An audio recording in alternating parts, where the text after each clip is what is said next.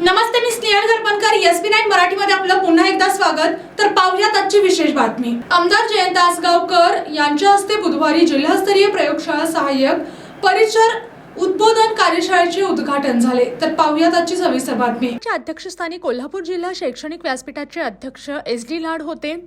माध्यमिक शिक्षण विभाग, जिल्हा परिषद, कोल्हापूर जिल्हा मुख्याध्यापक संघ आणि महाराष्ट्र राज्य शैक्षणिक प्रयोगशाळा कर्मचारी महासंघ, जिल्हा कोल्हापूर शाखा यांच्या संयुक्त विद्यमाने या 2 दिवसीय कार्यशाळेचे आयोजन करण्यात आले आहे.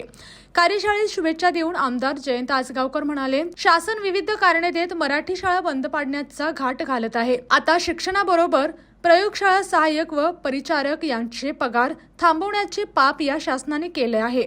संघर्ष केल्याशिवाय आपल्या पदरात काहीच पडणार नाही. यासाठी सर्वांनी एकत्र येण्याची गरज आहे.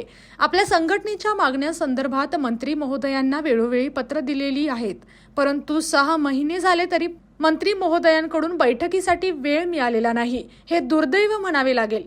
शिक्षक आमदार म्हणून तुमचे प्रश्न शासन दरबारी मांडण्यासाठी माझे सातत्याने प्रयत्न सुरू आहेत. त्यात मी कुठेही कमी पडणार नाही.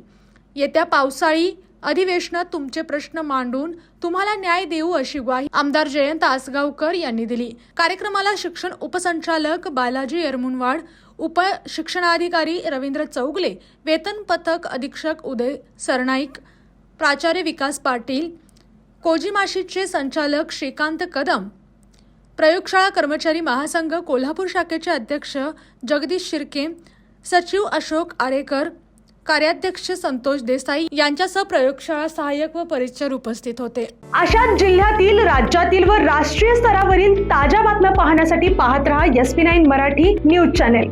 या चॅनेलच्या माध्यमातून विविध क्षेत्रात उल्लेखनीय कार्य करणाऱ्या मान्यवरांच्या प्रेरणादायी मुलाखती तसेच महत्त्वाची माहिती आणि घडामोडी आपल्यापर्यंत पोहोचवल्या जातील.